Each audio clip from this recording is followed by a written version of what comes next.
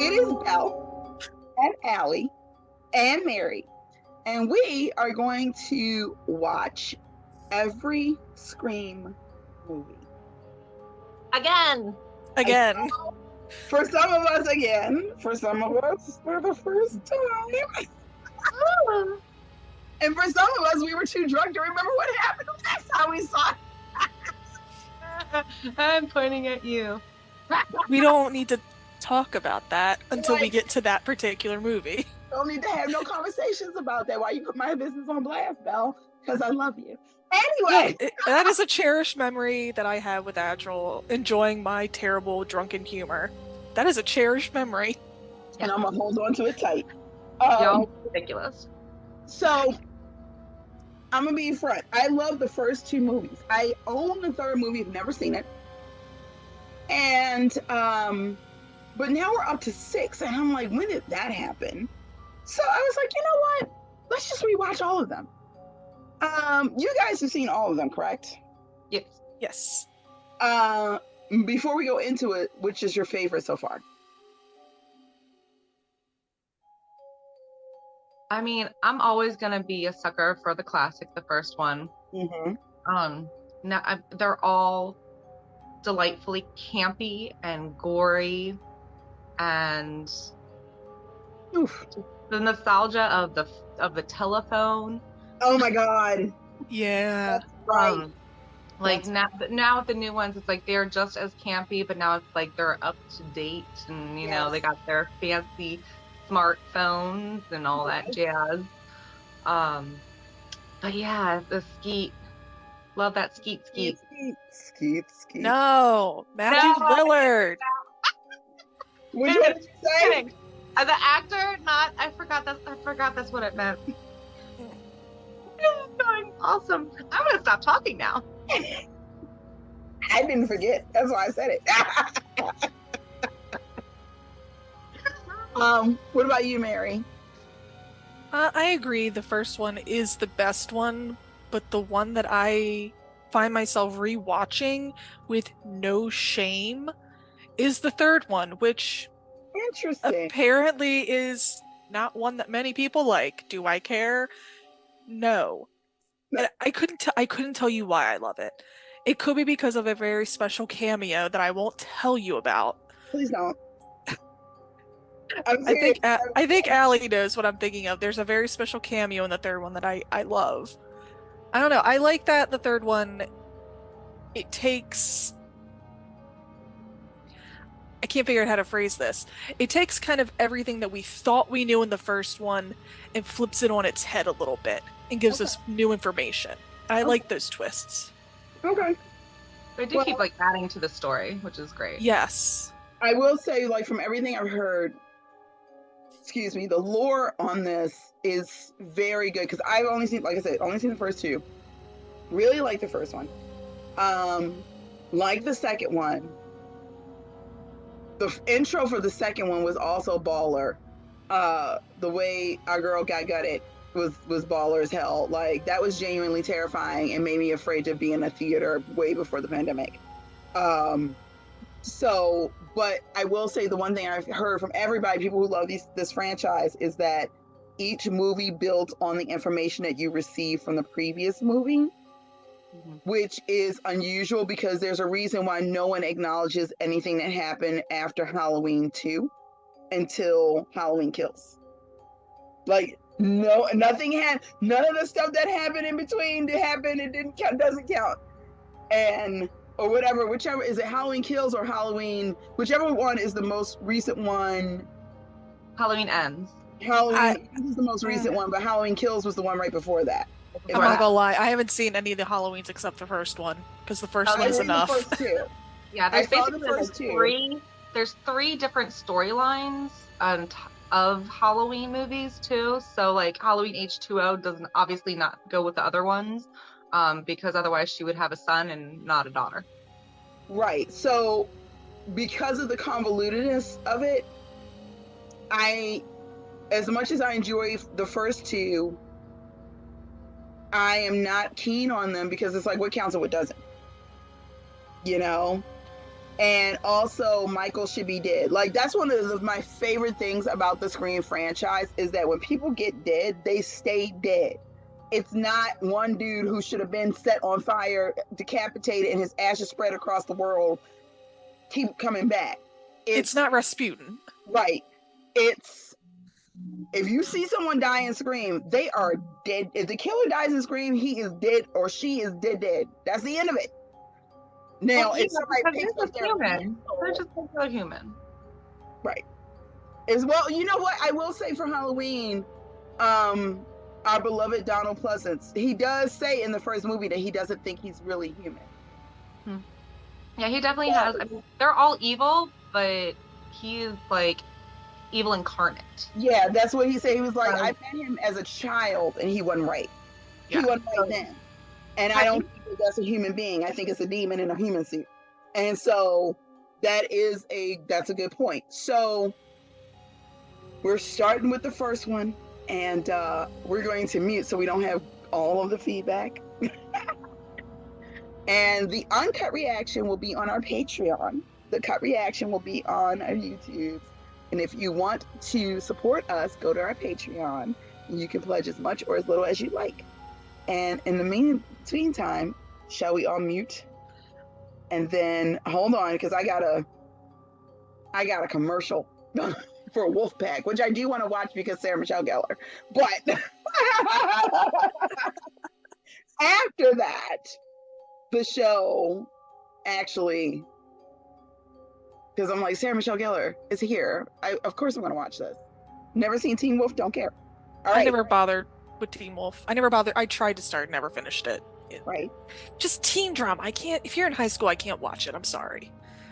Please excuse the phone ringing, the landline ringing at 7:28 at night. What landline? You have a landline? He works from home. It's because you're watching Scream. It's going to be Ghostface calling Ron. Oh my God. Who is this? Who are you trying to reach? What number is this? What number are you trying to reach? I don't...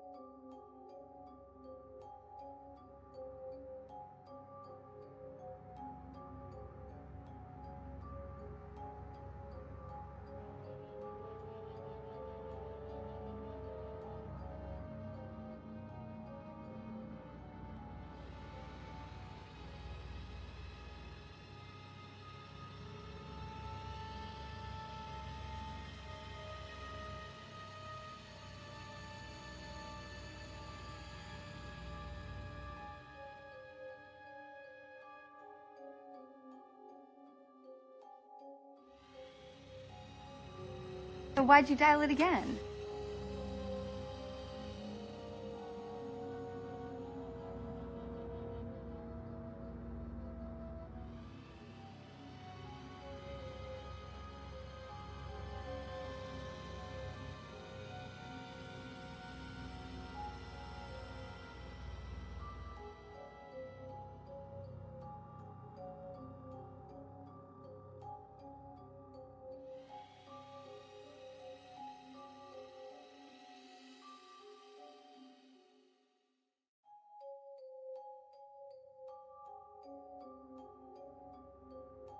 Just some scary movie. You like scary movies?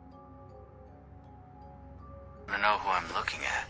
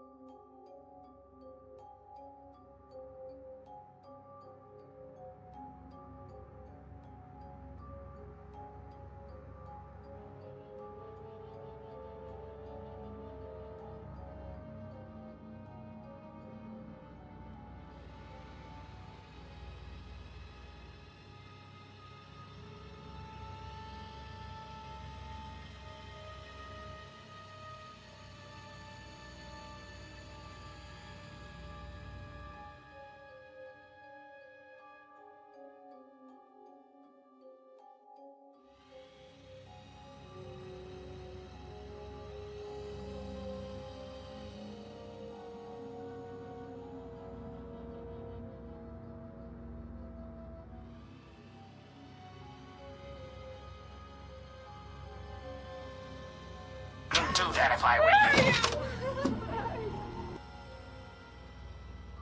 Upstairs? Casey, baby.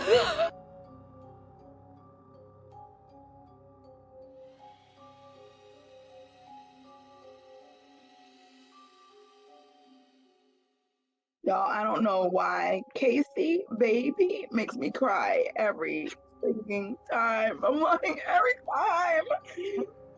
I was laughing.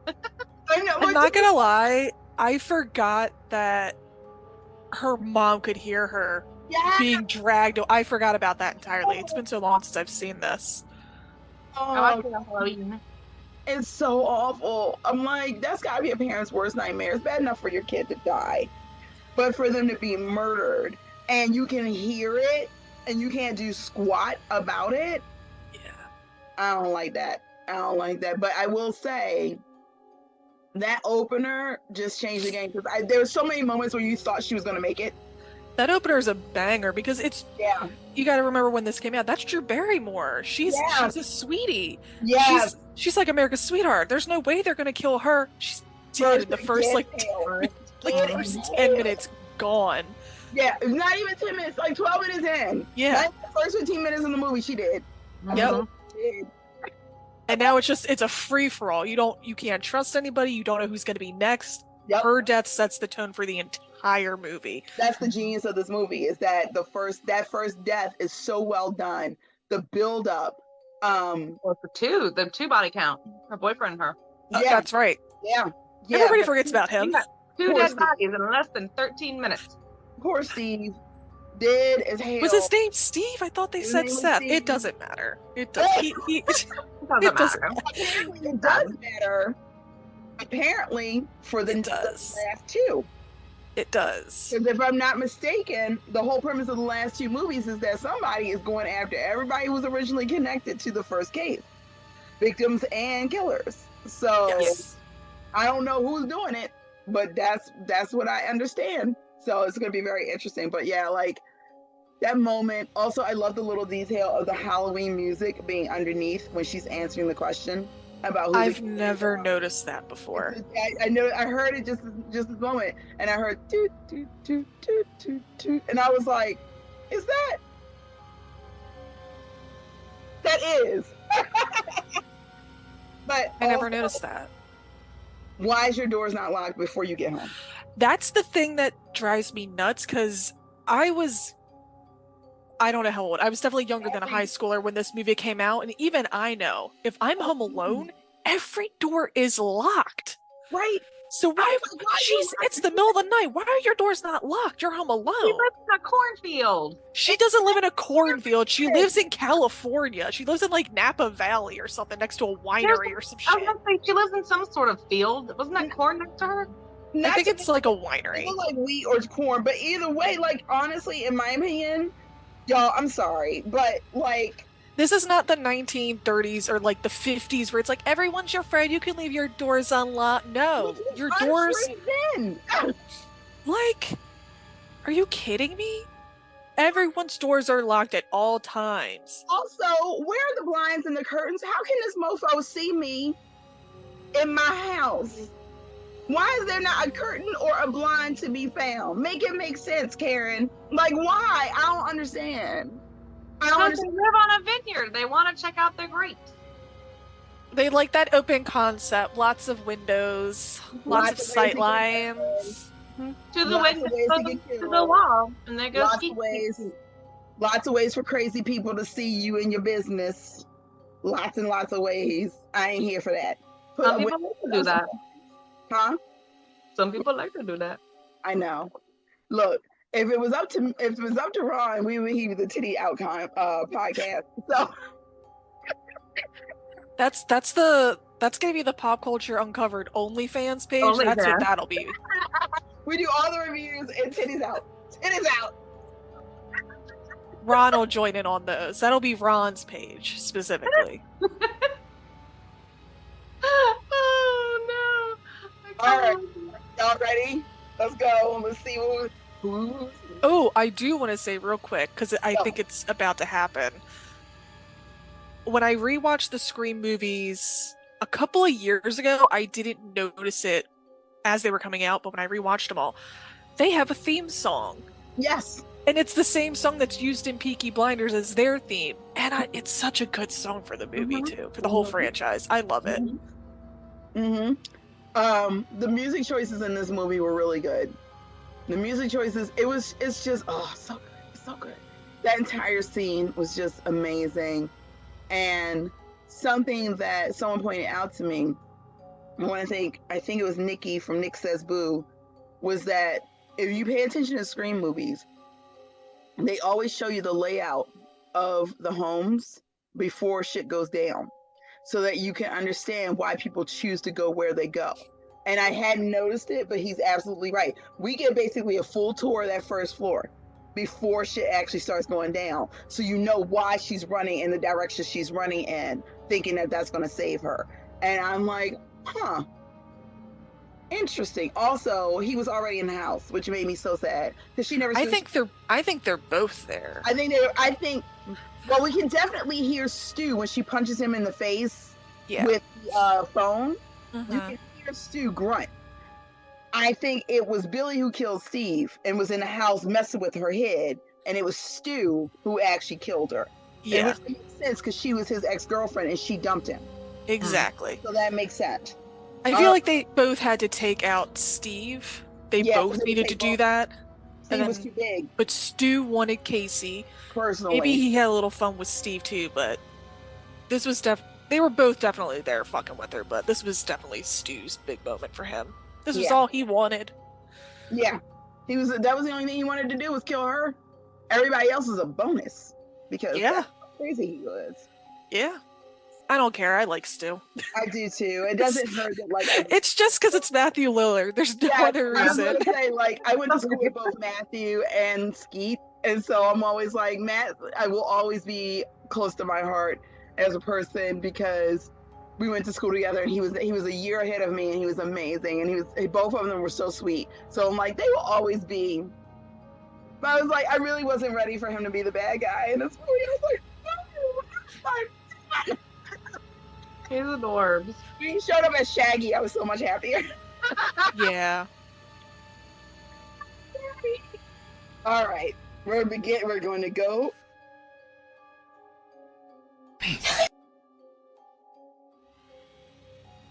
What are you doing here? There's cash on the table, and I'm staying. The hell. Out at the airport, so call it. If I need anything, yeah. Could have sworn I heard screaming. Hey, bangs were really big in 1996, apparently. What? Bangs. Oh, girl, yes. Oh, God. Courtney Cox's hair in this franchise is a journey in and of itself. I literally was going to say the exact same thing. Poor Courtney. Drew Barrymore, Neve Campbell, they all have bangs. The hair was a lot for poor Courtney. It was a lot. There was a lot happening. Gail was going through some things. You're not gonna like her hair in the third one. It's her worst look easily. Oh. I don't know how that's possible, but sure. You'll see when we get there. No, believe you me, it's the. All right, shall we begin? Yeah.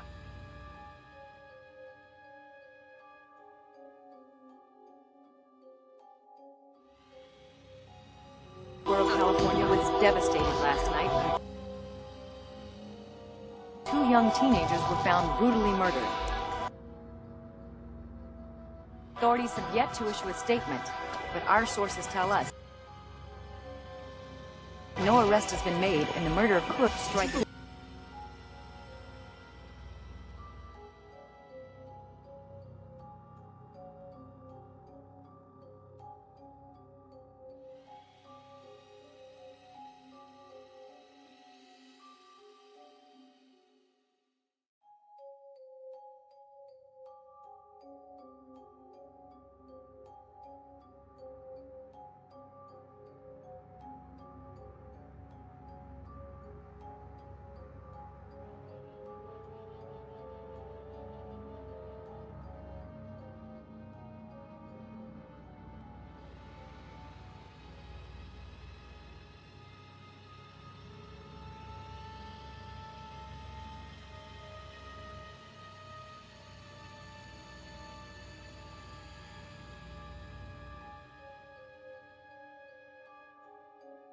of Woodsboro has endured such tragedy.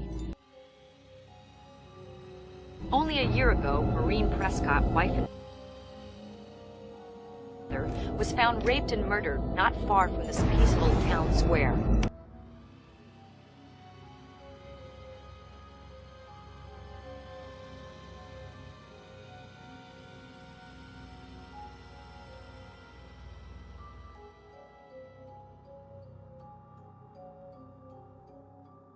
I'm such a bitch. Oh, it's so much. It's so fucking awesome. I'm not Jesus. My name isn't Jesus. My name is Jesus. My favorite. First of all, it's W. Earl Brown, so I'm already on board because I love him. But also, just my name isn't Jesus. One of the best lines in the entire franchise. Another thing I forgot about completely. Because it's just so subtle. quiet. It's so quiet and subtle. I think I missed it. Yeah, I think he improvised that whole like moment. My name isn't Jesus. Probably because it's like you can hear it off camera. He's not even in the shot. I think he improvised it and they just kept it in because it's so funny. Oh my goodness. So this whole moment for me is really interesting because it's so well thought out on Stu. Honestly, if it wasn't for the fact that they weren't wearing gloves when they were handling her dad and they got too cocky, they would have gotten away with this. But they didn't have gloves on and they didn't move him because the tape on his mouth would have given away that he had been held hostage. But other than that, they would have got, if they had not used tape and they used just cloth, they would have gotten away with this. Because they set it up so well for it to look like Billy was not it. That her dad does it. The fact that they get his entire itinerary early on, they know because they're dating, so they know his entire itinerary, what's going on. And you made a good point. Like, as much as this whole scene, the scene is fantastic, but at the same time, also, like we said, girl, get your feet off the couch. What kind of ghetto? What in the ghetto? I love, like, all three of us were like, why are her feet on the couch? It's because her dad's going. It's because she has the house by herself. She's like, I'm going to have my feet and my shoes up on the clean sofa. Get your damn shoes off that sofa. Get your shoes off the couch. It's PG-13 couch. Nice try, Randy. Tell Tatum to hurry up, okay? Bye now. If you hang up on me, you'll die just like your mother.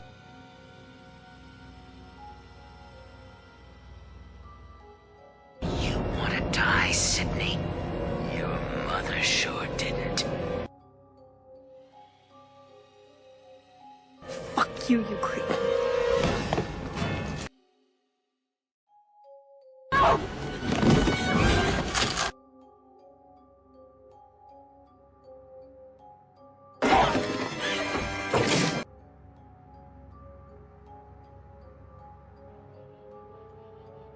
But when you said that, it made me rethink that whole scene. But you're right, and you're right. Yeah, so how I've always interpreted it is that the reason why she's so blasé about it and just having this conversation, being very casual, doesn't care, goes out the front porch without a weapon, even though there were two people just murdered, she knows this, two of her classmates. I think she does genuinely believe that it's Randy fucking with her on the phone. Even though he says, I'm not Randy, she's like, okay, Randy, I know, ha ha ha, let me go up front, what am I doing? I think she genuinely believes it's him, and she's just indulging in it to be a good friend. I don't know why. Yeah. But it's when the killer mentions her mom that she realizes, shit, this isn't Randy. Randy would never say that shit about my mom. And that's when it's real, that it actually is the killer. I gotta go. Yeah. One of the things I noticed is that you can hear Sue in the house. And I never noticed it before. Really? Where? Where? I have to keep my TV volume really low as not to disturb my neighbors. You can hear the floorboards creaking. She's the only one in the house. Why are their floorboards creaking when they don't have any pets? and she's the only one in the house. Huh. I didn't notice that. I heard it the last time I watched this years ago, and I was like, maybe I was crazy. Nope. They're there. It's there. It's there. You can literally hear the floorboards creaking in the when she stands like right in front of the closet that he eventually comes out of. Earlier in the scene, you can hear the floorboards creaking. Huh. And I'm like, he was in the house the whole damn time. He was just chilling, waiting for like 2 hours while she fell asleep. Well, I think it was he was waiting since he knew Tatum was going to be in practice. There's no excuse for why, like, he doesn't have to be with Tatum. So I think it's very interesting. I think that they do a really great job of showing how they give us so many misdirects. But if you're paying attention, you realize that there's more than one killer. But it's only after you've watched the movie like a couple of times that you're like, no, they tell you that there's more than one killer. Because unless he's teleporting, how's he get from location to location like that? And I'm like, oh yeah. Which is one of I really like that. And then, like I said, they set up Billy to look innocent so well. They really made us think that Billy was being set up. And no, it was him. It was always him. It was always him. But again, Sydney, get your feet off the couch, child. Yeah. What the hell? One of the things I like is when I go to rewatch this movie, but another show, True Blood, I love rewatching that first season. Oh, good. The and first pinpointing Renee, knowing what you know about Renee, and just watching him in the background and seeing what he's doing and who he's looking at, because there's a lot of cues that he's giving that gives away that he is the killer, but you don't notice it because he's in the background. He's not your focus. And it's the same thing in this. Anytime they're all together, you need to watch Stu and Billy and see what they're doing, because they're giving so many cues. That whole scene, like I said, at the fountain, where he's like, hey, shut up, stop telling people how we killed these people, you dumb. But because Stu is so amped by it, he's getting off on it. See, for Billy, this is revenge. They killed a whole bunch of other people to cover up that they were always after Sid. So that's revenge. Hush, Dennis. Please excuse one of my many pets yelling at the top of his lungs because. What's funny is that I can't hear Dennis at all. Very loud. I cannot. I don't understand. I heard you say enough. I'm like, he literally came around the corner, looked at Ron, and screamed at him. I can't hear that, so for me, all it looks like is you talking to an invisible person next to you saying, shut your mouth, like you're having an episode or something. Oh, she calling to a ghost? She's talking to a ghost. Talking to Ghostface. We've had this conversation all day because we do have a ghost in this house, but she's very nice. And she reminds us to take our medications. And she woke us up when there was like a potential fire at least twice. So, you know.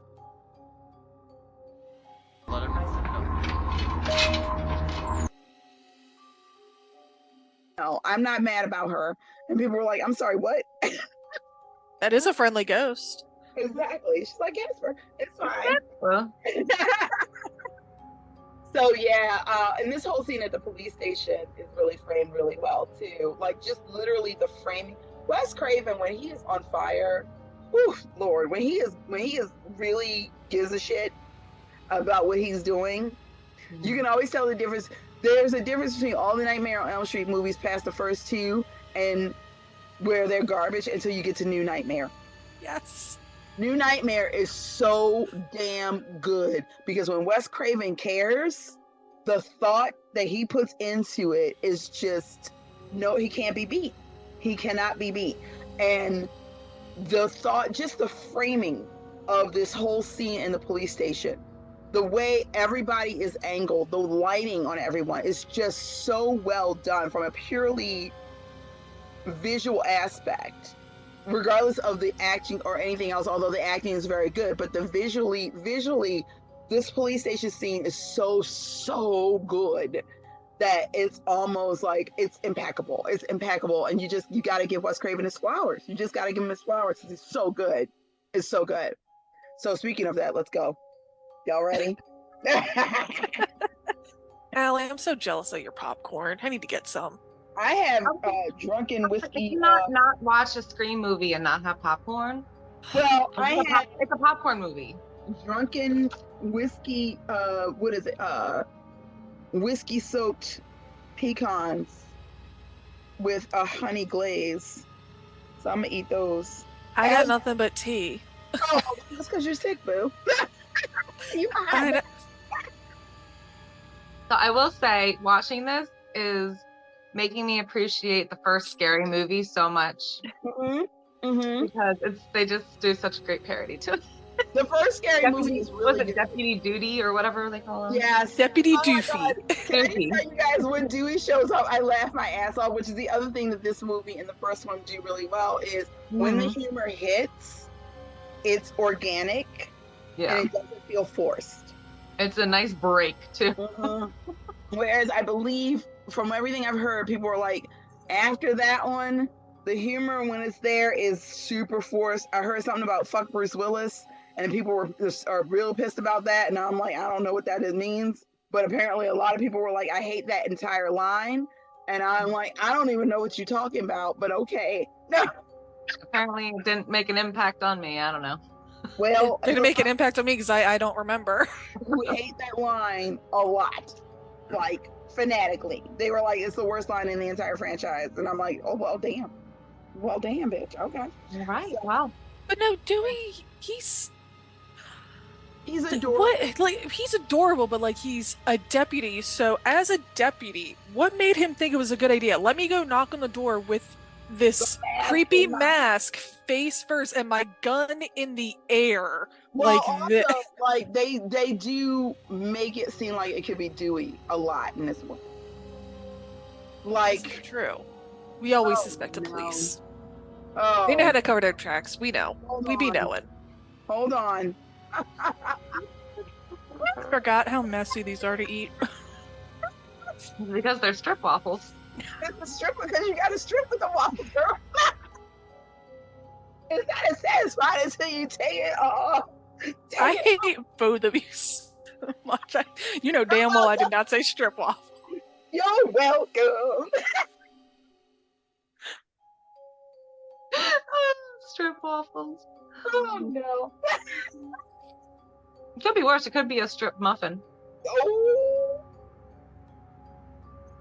I'm gonna start the show.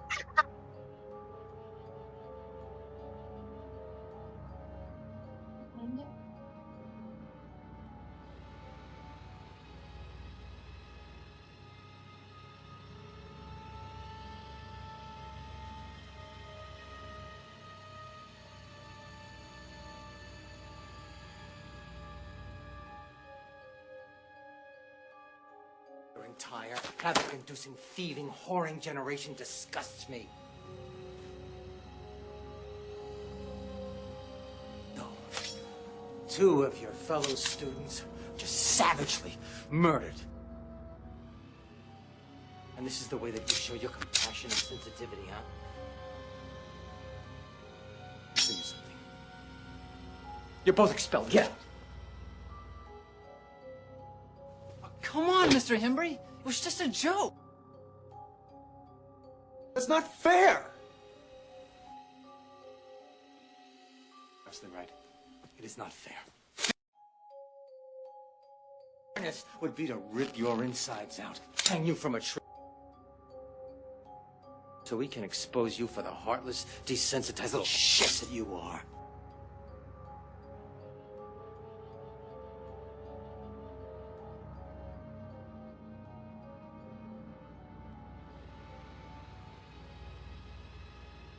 School's out for summer. Hey, I just got stabbed. Yay. So first of all, okay. Tatum's outfit, I totally had that, and it was from The Raid. Iconic. Like, totes have it. And I believe mine said girls football on it, though. So, only deaf. I swear, I love the way Tatum dresses in this movie so much. Apparently, she is the fashionista of the film. Yes. Apparently, oh Lord, what is her name? Rose McGowan picked all of her clothes. She chose all of her clothes for the show, for the movie. And I'm like, it's definitely like, it's very in character. But one of the things I really think is interesting is that I was hoping Tatum would make it, but she's so mean to Dewey. That's how I knew she wasn't going to make it. Yeah. She's a super good friend to Sid, and she's a good girlfriend. But I knew because she was so mean to her brother that she wasn't going to make it. I was hoping. The first time I saw it, I was like, Tatum's got to make it. But and that's part of why a lot of people thought it was Dewey. Yeah. Because of how mean she is to him. Yeah, they set it up really good because she's such a jerk to him. So, I do love Dewey had a little game there. I was 24 for a whole year. With the hat off, everything. Also, I forgot Took the hat off, did a little half turn and smirking. He was feeling himself. He was doing a little bit, a little something. I forgot that David Arquette had a little donk back there. I always forget. Because, like, David Arquette is not my particular cup of tea. He's cute, but it's not my thing. But I was like, I forget that he's got a little something going on. He's like, it's been a tiny little bubble. Little tiny bubble. Just a little bubble. The whole scene where they murder Fonzie. Like, and I had thought he was gonna make it, but then the weirdness of his interactions with Sid in the office earlier. Yes. Well, he grabbed her face. Yeah. Even the sheriff was like, why the fuck is he touching her like that? Or like over the intercom where he's like telling the students that he loves them all. What principal would say that? Yeah, it was a little weird. So I was like, he's gonna die. He's just a little, either he is the killer or he's a teacher that snapped and was done with these kids, or he's just weird enough that he's gonna get targeted. One or the other. Yeah. I do like that their janitor's name is Freddy and he's dressed like Freddy Krueger. I love that the janitor was Wes Craven. Yes. I freaking love that. I also really like, and that was a subtle moment that I don't think I ever really noticed before. When Henry is going through his office trying to find out who's knocking on the door, it's a fishbowl lens as opposed to a regular lens that they're filming with. Because of that, you can tell that you're looking through someone's eyes. And that's how you know that the killer's already in the room. I never noticed that either. The lens is the slightly curved lens, so that it kind of reflects like someone's eyes are looking at you. And so that was a very subtle, very smart choice that I don't think I've ever really noticed, but I think it always twigged in the back of my mind that particular scene was cut differently was filmed differently, and that's what it is that because we are looking through Billy's eyes in the mask. It's definitely got to be Billy, because like you said, we saw Stu already outside the school. Yeah. And because you get to see the killer's legs in the bathroom, those heavy boots, those black pants, we thought it was Stu in the bathroom because he has time to go get to that bathroom before Sid even runs in and hides. That's true. But he's wearing a completely different set of pants and shoes outside. Yeah. And it's moments later that the principal gets killed. So it's got to be Billy in that bathroom and killing the principal. Yeah. But I do love that entire speech because he's not wrong. Like, when Principal Henry lays into those guys, I'm like, he's not wrong. It's the truth. We have become so desensitized to violence that we don't take it in and we think it's fucking fun. Let's find Neil first, make sure he's our man. You stay close to Sydney. Don't let her out of your sight. And I'm like, so that whole speech, even in the middle of a horror movie, is just such a really, it's a smart moment that makes sense and it isn't preachy. Well, to add on to that, when they're in the police station, the sheriff says something to Dewey, and he's like, do you really think, like, a classmate would have did this? Like, do you think teenagers did this to like Casey and Steve, and he's like, 20 years ago, I would have told you no, but now, I don't know. I don't know. And I had to think, okay, well, when did the movie come out? 1996. What were two of the biggest crimes in 1996? JonBenet and Tupac. Yep. Well, also Columbine. And that's right, and Columbine. Yep. In the most recent years. So we had a lot, like our lives got real scary real quick when we were growing up in a way that like was not a thing for just one generation before.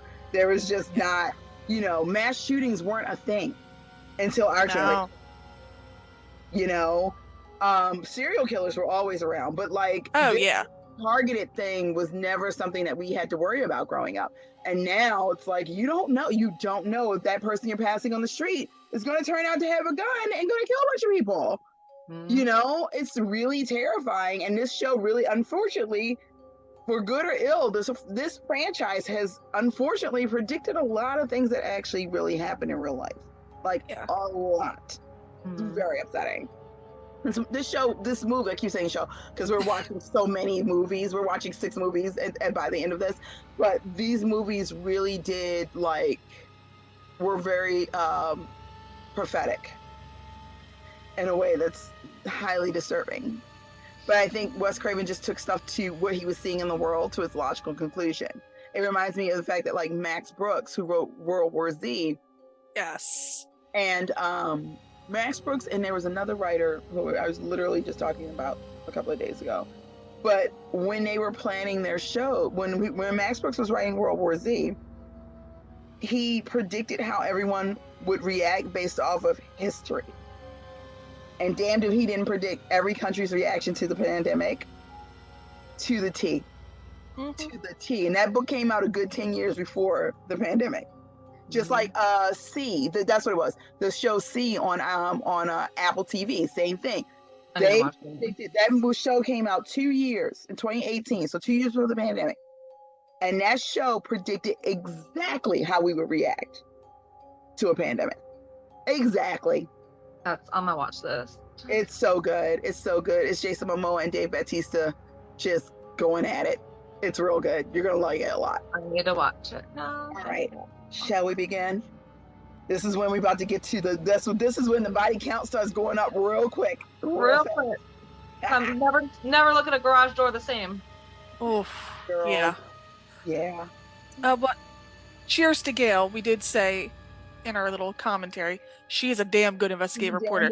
She's pretty heartless, but she knows her shit. She knows what she's doing. She's not dumb.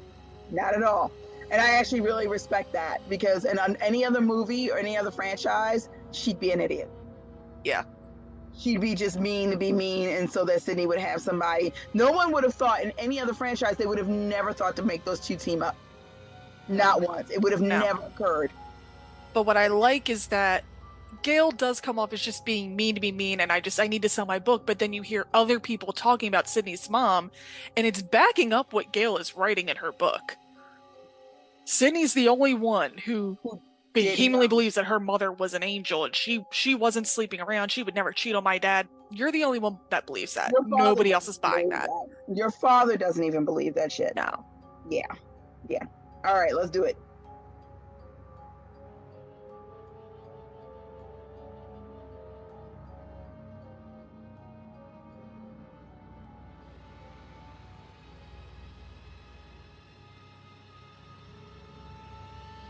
Is that you, Randy?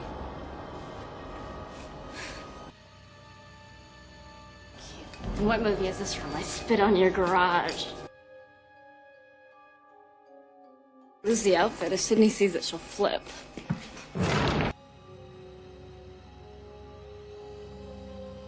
Oh, you want to play psycho killer?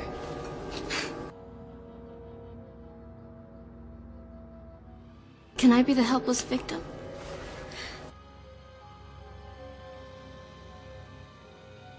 Okay, let's see. No, please don't kill me, Mr. Ghostface. I want to be in the sequel.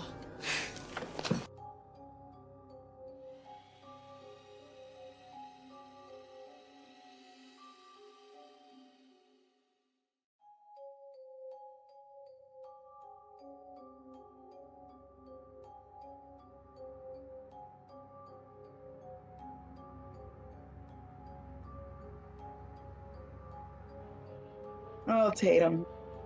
Tatum.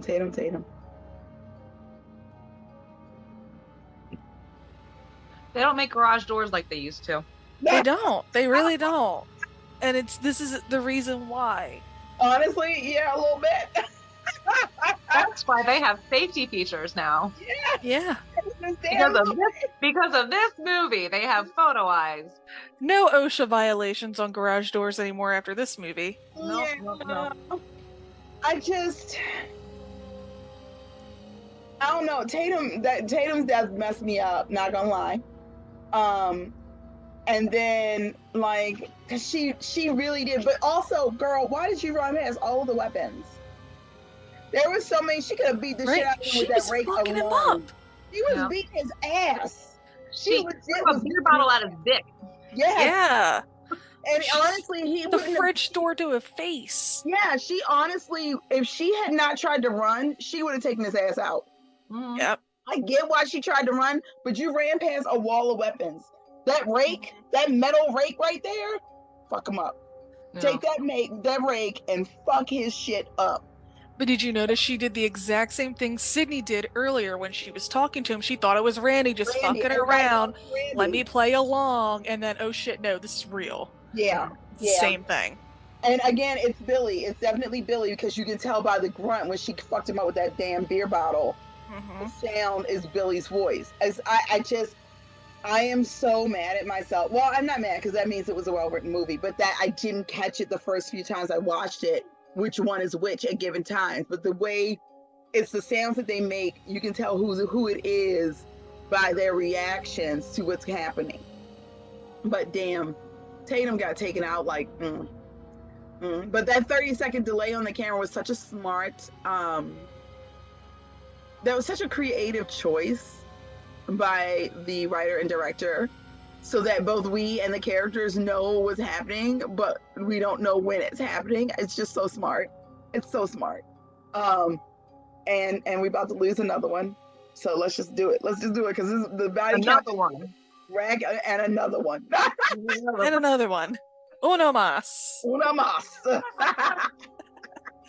All right.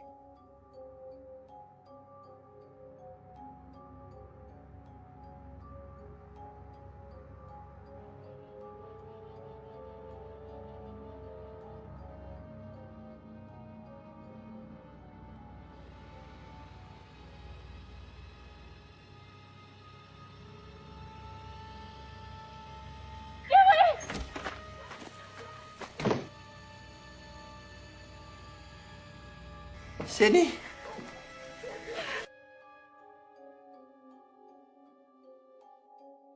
Yui!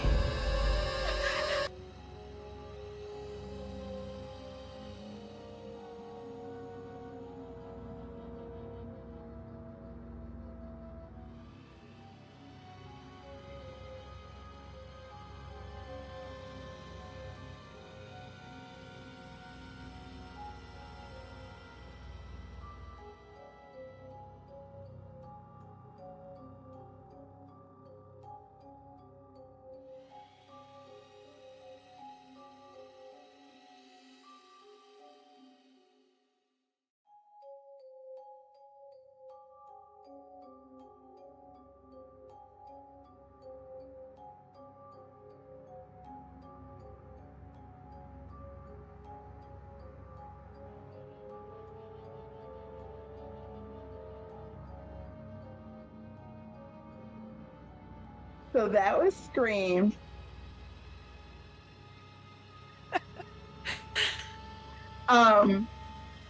Man, the body count. Oh God, I forgot it was produced by the Weinstein. Ugh. Yeah, the second Rose McGowan came on for the first time, that was what I remembered because she talked about getting this part. I actually had blocked it out completely. Yeah.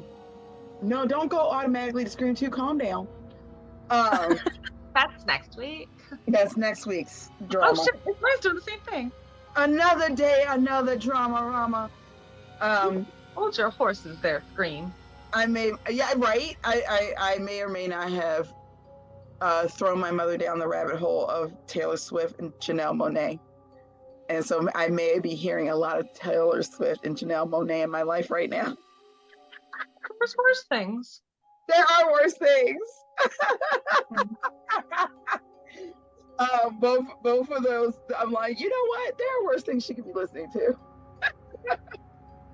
So, man, I also really like the way they did the closing credits for this movie. I thought they were really creative. I keep thinking about how, like, back in the day, all the closing credits were at the top of the movie. Can you imagine? If the closing credits were at the top of the film? For like a DC movie or a Marvel movie, people would be like, no. I don't even want to sit through the credits now for a Marvel movie. Like, for phase 1, sure, let's get the post-credit scene. Now I'm just like, nah, I don't give a shit. That shit will be up on TikTok or YouTube. Before I even get out of the theater, it'll be there. I'm good. I've been sitting in this chair for almost 3 hours. I need to go to the bathroom. Fuck the post-credit. I don't give a shit anymore.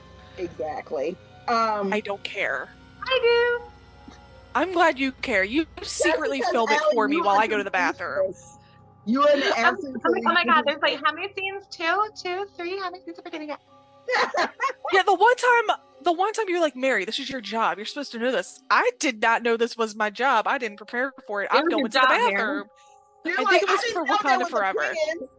It was a science out of your knowledge. I think it was for Wakanda Forever when you said that. And I was like, no, that's not my job. I'm going to the bathroom. I have to you stay and let me know. I'll find it on YouTube later. Someone on TikTok will be talking about it. It's fine. Right. TikTok.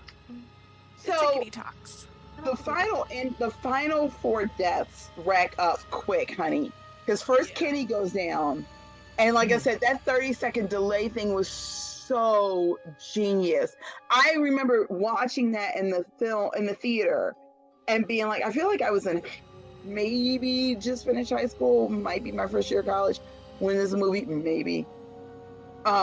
First year of, when this movie came out. And I remember in the theater, and I was in theater school when this happened, because I remember when Matt and Skeet got cast, because we were in school together. I don't want to tell you how young I was when this movie came out. Please don't, because I'm still mad about Gargoyle. We know I'm the baby. We know, but I'm still mad about 3 podcasts ago, and you talking about how you saw Gargoyles on reruns, and I'm still not over that. I'm still haven't made. I know. I'm sorry. I still need to rewatch it because it's on Disney Plus now, right? Yes. I still need to rewatch it. Phenomenal. It's been a minute. It's been a minute since they stopped playing the reruns. I haven't seen it in that long. It's so good. It's still so good. Still so good. I remember when they got cast, because that's right. So I was because they were a year ahead of me. They got cast pretty much right out of school for this part. And I remember seeing it in the theater and wondering how I knew the camera was going to come into handy some kind of way. I just wasn't sure how. And when that 30-second delay thing, I was like, that's genius. That's so smart. It was so smart because both us, neither the audience or the character, and that's one of the things with horror movies. As Randy says in the movie, they are predictable. After the first Halloween and the first Friday the 13th and the first Psycho, you know what the tropes are going to be. You know what's going to happen. But because of the choices that they make in this movie specifically, it adds the element of surprise where you don't know. You just don't. You're like, okay, so who's going to die next? And that 30-second delay, girl, when they killed W. Earl Brown, the way I screamed in the theater, the scream I scrumped. It adds to the tension. That 30-second delay adds to the tension because we don't know, because we can't rely on the classic tropes, as Randy points out. Yep. That 30-second delay, you don't know what's coming. At that point, you still don't know who the killer really is. There's a lot of options in the air. And then you add to the fact that Sid goes to the cop car and the killer has the key so he can unlock it, and she's got to roll up the window. The stress of watching her roll up the window. Oh my God. There's nothing more stressful than that. Although I will say, glad it was a roll-up window, because if she needed the key, she'd be fucked. That's true. That's true. Roll-up windows will save your life. I was gonna say, because after watching Mr. Robot, remember in season, I want to say 2, after they did the thing on Mr. Robot, after they actually did like pulled off what they were planning in season 1, how they were able to take over that one executive's entire home because it was a smart home. And I'm like, this is why I will never ever fully rely on smart technology. I am a big fan of practical technology. So while I have security cameras placed strategically around my house, both inside and for outside, I also am not reliant on solely the internet. And sorry, but I'm going to actually have a door latch and a good old-fashioned movement triggered alarm that's powered by batteries that are not connected to the electrical grid at all. Because if horror movies have taught me nothing, is that it's never a bad idea to have redundancies to make sure you can get out your house without getting murked. Like, just, it is never a bad idea to have a backup with a second backup and a third backup. I have multiple escape plans if there's ever a killer in my house. Oh, hell yes. Hell yes. And honestly, like, also, if my animals are freaking out, I'm just gonna leave. I'm not gonna try to figure out, oh, what's the matter, girl? Nah, we leaving. It's not gonna be a conversation. If any of these animals in this house are like, there's some shit going down and we need to go. Me, put them cats in the cat backpacks and grab the dogs, and hopefully my husband and my mother will make it back with me, because me and my pets are gonna be gone. I do need to update my plans since I have him now. Yes. When I made my plans, I didn't have an animal to worry about. I have to make sure I have like a backpack I can throw him in real quick. We literally bought backpacks for the cats for the express purpose of, if there is a serial killer or some shit goes down, we can put the animals in a backpack and leave. Okay, Lala's my weapon. I mean, no, that's true. That's true. She'll go straight for the throat. Throw them at her. But like, the ending of this movie is so tight and right. That I didn't realize, because we were breaking in between to talk about scenes, that the literal ending of the movie is like 30 minutes long, but because it is so well written and so tightly paced, you don't realize that it's almost, actually, I'm sorry, it's longer than that. It's 45 minutes. You don't realize it. It's like you said, tightly written. It is so quick. It's so fast paced. I'm like, it feels like it honestly felt like it was only 15 minutes. It truly didn't feel like it was like an hour, like almost a full hour later. I thought it was really interesting as upon rewatch that Stu didn't know. Yeah, I never noticed that before, but that look on his face, he did not know about Maureen and Billy's dad. He had no clue. No idea. It wasn't just for funsies? Yeah. Which tells you how bad, like, just actually how much of a psychopath the Stu was, because Billy came to him with his plan. You know, Billy was the one that planned it. Oh, yeah, master manipulator. Oh, yeah. And Stu was like, I'm down. No reason at all. He was just down for murder, for funsies. Yep. Although the line about, my mom and dad are They're gonna be so pissed. Yeah. Yeah, and like how well thought out it was that they waited a year. Yeah. An entire year to follow through with their plan. Your slut mother was fucking my father. And she's the reason my mom moved out and abandoned me. How's that for a motive? Yes. Can we talk about that? Because we've talked about it privately in the chat, but Billy constantly telling Sid, like, you need to get over your mom's death. First of all, there is no wrong way to grieve, and there is no time limit on grieving, so fuck him for that. But also, it reminded me of the Princess Diaries, where her best friend is like, I thought you were over your dad's death already. Bitch, it was 2 weeks ago. What are you talking about? That literally is one of the reasons why that movie does not hold up well for me. I hate that. I hate that specifically line. Because of that line. So much. That's not how grief works. It's not. Also, you're a shitty friend if you say that to your best friend, that's a shitty friend. You need to drop them immediately. Right? Not okay. I do like what you said. Stu is living his best life. Stu is just living his best life. He is thriving on the chaos, and I love that for him. I still fully believe that Stu should be able to come back. He was fine. We didn't technically see him stop breathing. He could just come back looking a little Freddy Krueger burn, and it'll be fine. It's fine. I feel like because Stu got basically massacred by Billy because Billy went a little. Oh yeah, he's definitely dead. Just let me have my delusion. I know that Matthew Lillard's gonna come back. There's so much blood that when that scene with the drip, which was really smart and very subtle, where he's like holding onto his hand, trying to keep like to force the blood from stop flowing. And I'm like, nah, buddy, you ain't making it out of this. You like, as soon as he was like, we're the only ones that make it, and I'm like, I don't think you are. No, did you see the look on Billy's face? He was like, no, I want to be the sole survivor. He needed to kill Stu. He was gonna make Stu a fall guy. Exactly. Not to mention, Billy already almost spilled the beans in the first half of the freaking movie. Yeah. Why Stu on was earth? running his mouth. He literally described how he killed Steve and Casey. Yeah. To them. So Billy was already going, oh, okay, I'm gonna have to kill this bitch. Okay. That's why he stabbed too hard. And I really think Stu was delusional, but I mean, at least Steve, terrible. I mean, not Steve.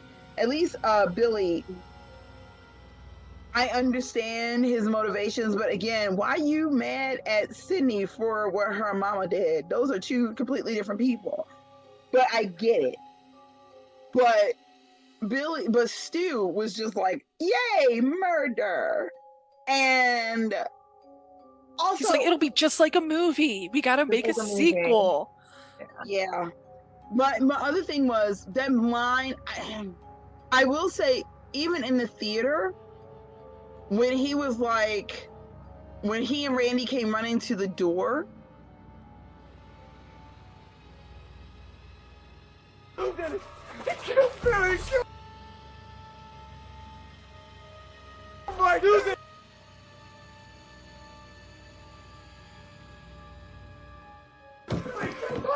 No, I didn't!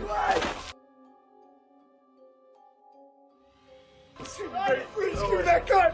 Give me that gun, guys, man! No, I didn't! No, I didn't, Sid! He did it! He did it, Cindy! Please, I didn't do it! He did it, please! Please, Cindy, don't! Fuck you both! I wasn't sure which one it was, but I knew not to give the gun. When he said, give me the gun, I was like, don't give him the gun.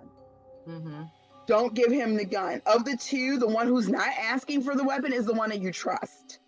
The one who's like, keep the weapon, let's get the fuck out of here.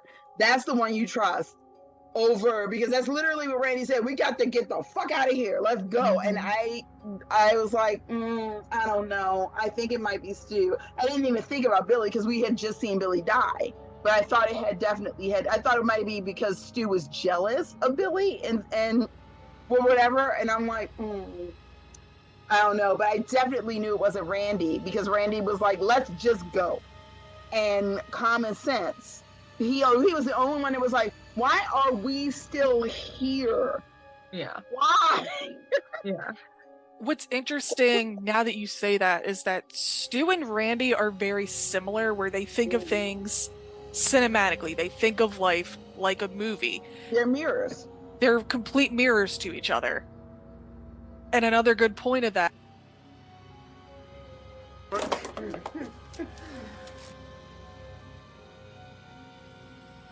Jesus, this place is packed tonight, man. To my fiesta?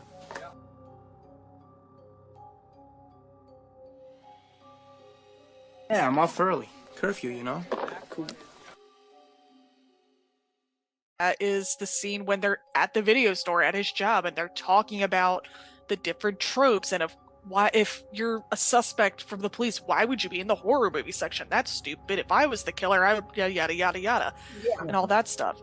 I never even realized that before until you said that. But yeah, they are. They're mirrors to each other. Just like Sydney and Billy are mirrors, because all of this starts because of the sins of the parents. You don't know how true that is. You do not know how true that is yet. What does that mean? Maybe she's a slut, just like her mother. You're evil. Please, it's a common fact. Her mother was a tramp.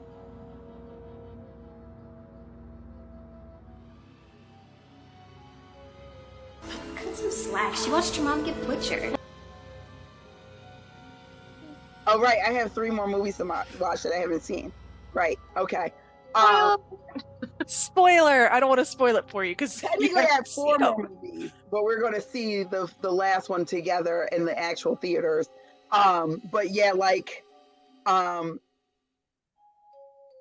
of this starts because now the slut shaming of Maureen Prescott is a very interesting thing, because on the one hand, I hate slut shaming.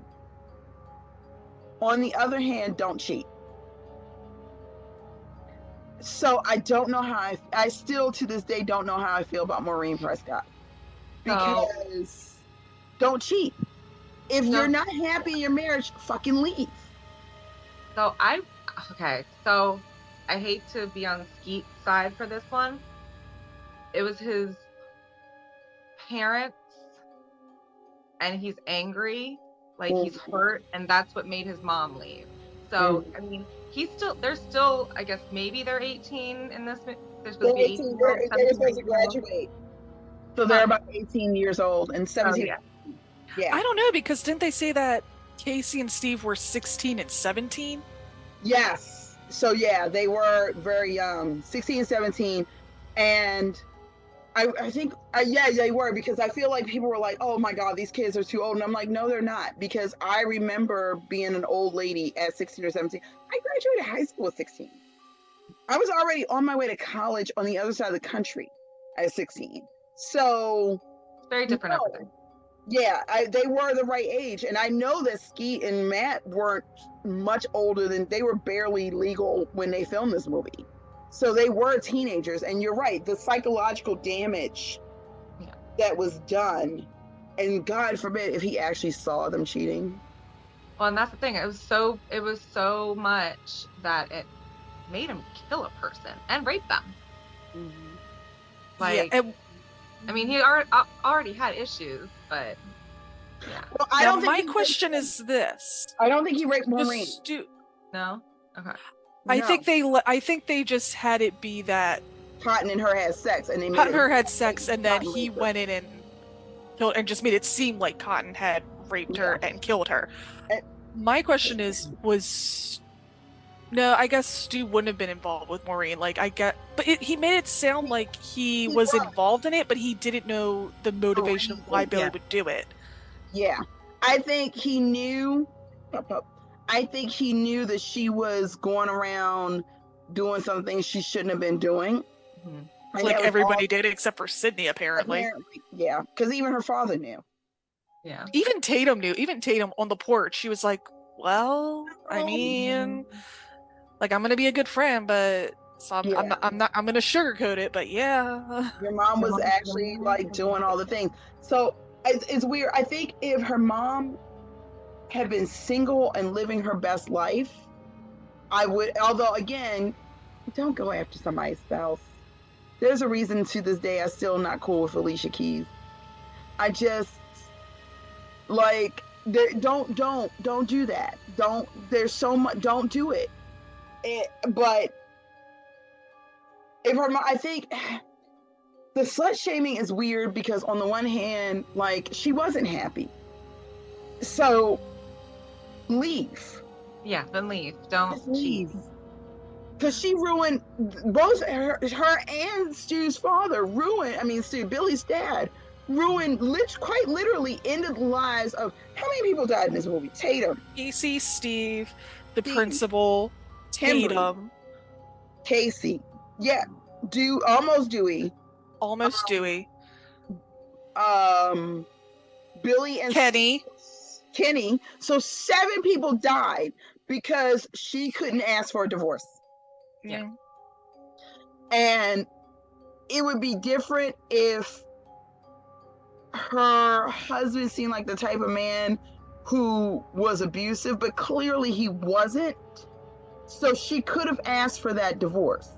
We don't even get a clear reason of why she's unhappy in her marriage. Like, is it just because he like has to travel for work and she's alone a lot? Like, is that it? And if it is, then I feel like whoever, now that's one of the flaws of the movie for me, is, and this is a saying that I've heard many, many times, and I think it might actually be true.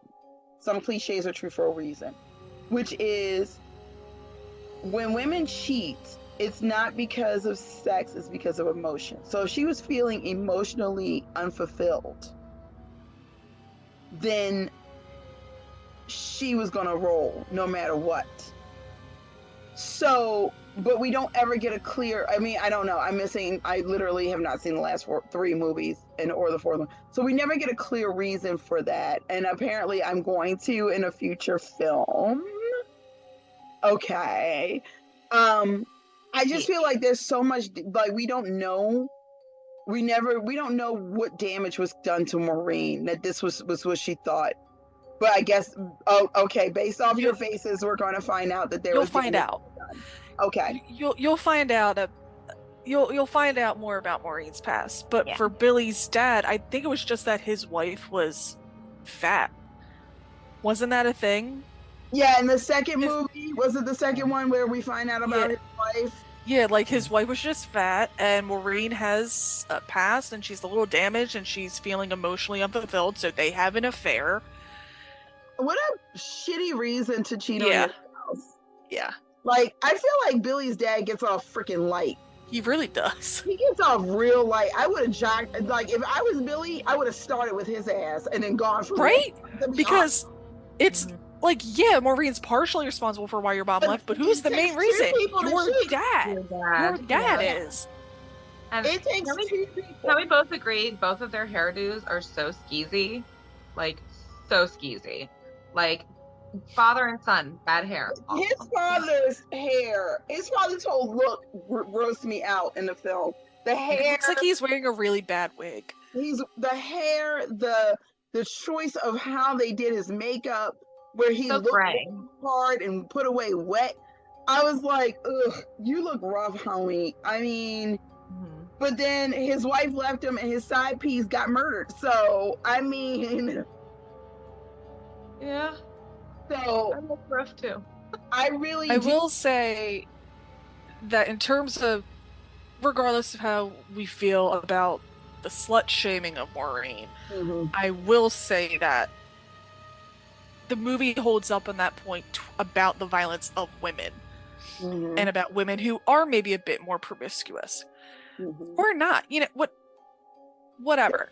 People, men in particular, want to deny that women are targeted for expressing themselves sexually or for not expressing themselves sexually. Billy was a master manipulator and gaslighting Sydney into finally having sex with him while also murdering her mom for having an affair. So the movie does still hold up on that front.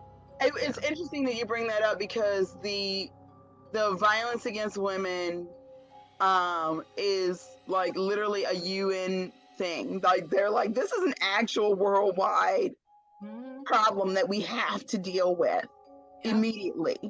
And I keep thinking about the thing with Nicola Bulley disappearing in England, and so many women and femmes in the United States who have been straight up murdered because women who just say no to a date. That's what I was going to say. There's a TikTok, a viral TikTok that's going around of Dimitri. You know exactly what I'm talking about, Mary. I know exactly what you're talking about. Yep. And I will. My TikTok For You page is all Pedro Pascal thirst talk and Dimitri.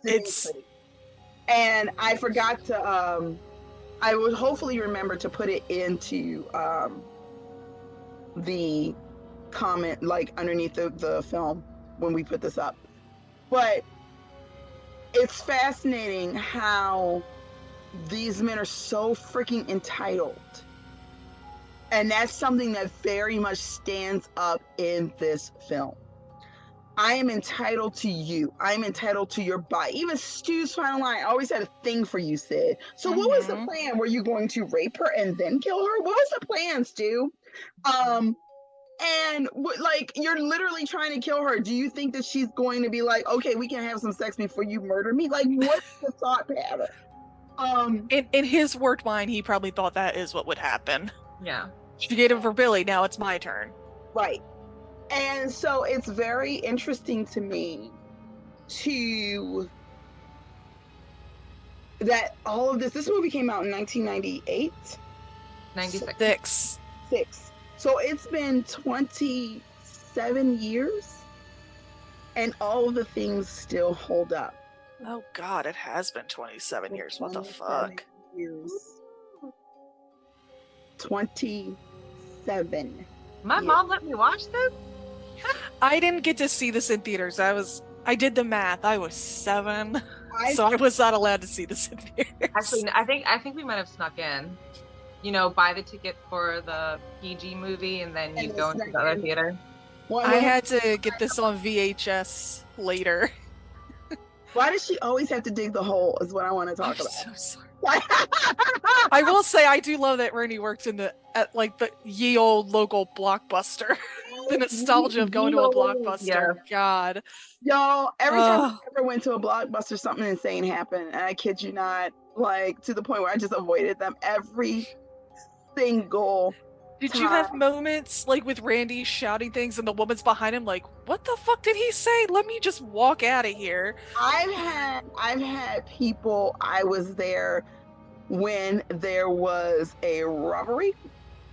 I was there when some random woman proceeded to stalk me and my friend Niji from, we walk because the Blockbuster was down the street from my house. And this woman stalked us to, like, we had to go past my house and, like, make several detours to shake her. I've had random Jehovah's Witnesses come up to me and basically throw tracts and Bible verses at me. It was a lot. It was a lot. After the third incident, I was like, and it only happened when Niji and I were together. It's like, this Blockbuster is cursed. We're never coming here again. Either it's cursed or it's us. But either way, we are never going to this Blockbuster together. Where was this Blockbuster at? On Harford Road, right on Harford Road and Hamilton Avenue. We should see what's there now and find out if it's still cursed. It's a wonderful hair salon that I go to all the time to get my wigs, my good wigs. So it's no longer cursed. It's no longer cursed. It might have just been that it was a Blockbuster. My Blockbuster used to be at Belvedere Square. I remember that one. That was my Blockbuster. Now it's like a fitness center, I think. Something like that. I think so. Yeah. But we digress. This movie stands up so well. 27 years later, this movie holds up so well because I have watched some horror movies in my time, much to Ron's chagrin, because he is not a horror movie person and I am, that don't hold up. This holds up so well. And I am really looking forward to Scream 2. Although I will say once again, I feel like one of the things that this series does really good is make you give a damn about the non-main characters. So you don't want anyone to die. And a lot of horror movies don't take the time to do that. It's been a long time. I would say anything that Jordan Peele has done, yes. But I can't think of, outside of the second Aliens,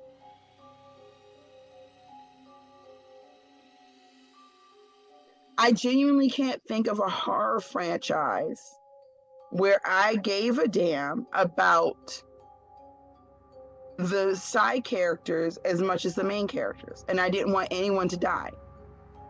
Maybe the Purge franchise, just because I never watched a single one of those, so that'll be yeah. I unironically love those movies because they trick you into thinking the movies are about one thing, that it's just a straight up horror movie gore fest. Like this is the bad timeline of what America could be. Right. But that's why I don't want to watch it. But what it actually is a commentary on like socioeconomic classes and that's the rich and wealthy, and it's. I do love the commentary, but that's a franchise because you never know. You never know in those movies. Hi, this is Gail Weathers with an exclusive eyewitness. Gail really was like, I'm done with everybody's shit. Gail is honestly like, I love Sydney, but Gail's my favorite because she's such a bitch and she's so like, such a bitch, and she is so straightforward about it, and she does not. I think one of Gail's actually one of the best representations of a woman in media. She's extremely feminine. She's extremely beautiful. She does not take any shit from anybody, but she's still kind in her own way. And she can also be really dense sometimes because this woman is here reporting on a serial killer and she's going off into the woods in the dark with a man she met earlier in the day. In heels. In heels. That was the part for me. Her running, although Courtney Cox's run is so cute, her running in no little heels and that pencil skirt, I was like, girl, if you don't take them fucking shoes off. But she does later. Did you catch that? She does later. I saw that. That jacket needs to go. I hate that jacket. Like the jacket with is killing me. Headband. I will say the biggest thing that dates this movie is the reference to Ricky Lake, which is jarring. I forgot Ricky Lake was even a thing. That was jarring for me. And Gail's hair. Gail goes on a hair journey in this entire franchise, and it is wild to watch. Gail's hair is cellular phone. Cellular phone. I was like, cellular phone. Mobile? Like, or not even like, no, just cellular. And that she didn't have her own. Yeah. She had to go back to the band to get Kenny's. I forgot about that. I was like, girl. And I do like the little detail of Stu being killed by a damn television after the way he terrorized Casey. I really liked that detail of him because remember that was a prominent background thing during the entire intro was that damn TV being on, and when he dies, it's the same exact way. Although, do you guys remember when you had the blue screen? Do you remember that? Like you couldn't just switch between inputs. You had to. It was a whole thing.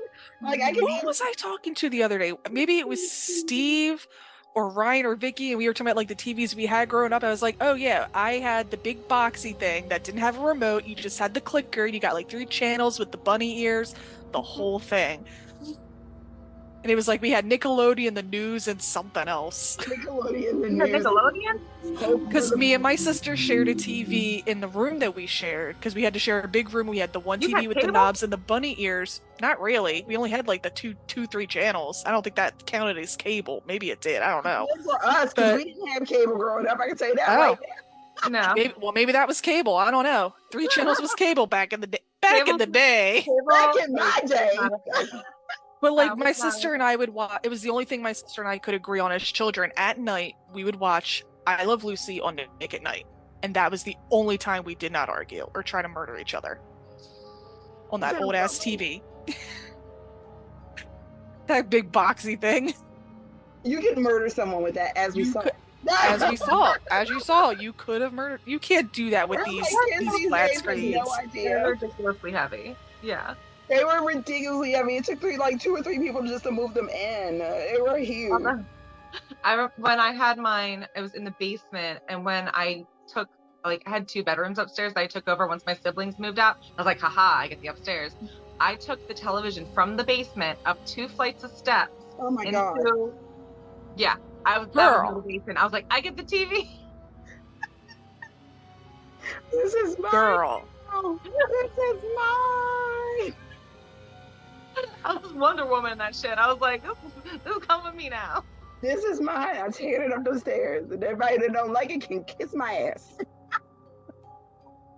And on that note. If you want to see our uncut reactions, this will be up on Patreon very shortly. I will basically only been throwing in contextual video from it, but it'll just be us just reacting to the movie as it were. And if you guys want to support us, follow us on Patreon at PC Uncovered. I'm sorry, at Pop Culture Uncovered on Patreon. You can find us at PC Uncovered on Twitter and Instagram, and soon Spoutable. Spoutable? Spoutable. I'll tell you about it offline. Pop Culture Uncovered on Facebook, Tumblr, and www.popcultureuncovered.com. And what's the last place, Allie? All the virtual reality sites. And on that note, we love you. Be safe out there. Wear your mask. Stay 6 feet apart from people you don't know. Wash your damn hands. Especially after you go to your bathroom, you nasty cheerleader. Yeah, oh God, she put her finger in her mouth and she I love how all three of us were like, oh God. Also, Sydney and Billy getting busy on Stu's parents' bed, and then Sydney is brushing her hair with presumably Stu's mother's brush. Oh God. Who raised these kids? Who raised these kids to be so dirty and nasty? They've never been through a pandemic, and it shows. Ugh. I'm sorry, you ain't got to go through a pandemic to not do any of those things. Like, you learn about not sharing brushes when you're in elementary school because of head lice. You learn about that. She knows better. She knows better. Nasty. When she picked that brush up, the way my face scrunched up, I was like, girl, no. I was a bunch of filthy McNasties, these teenagers. I don't even use my mom's brush. And I know where it's been. Y'all nasty. You're nasty. You're nasty. All right, anyway, we love you guys. Bye. Bye. You nasty.